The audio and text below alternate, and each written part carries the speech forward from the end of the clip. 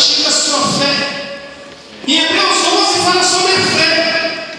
É o firme fundamento do que nós cremos, nós não vemos, mas nós sabemos que Ele está aqui no meio dessa igreja amada.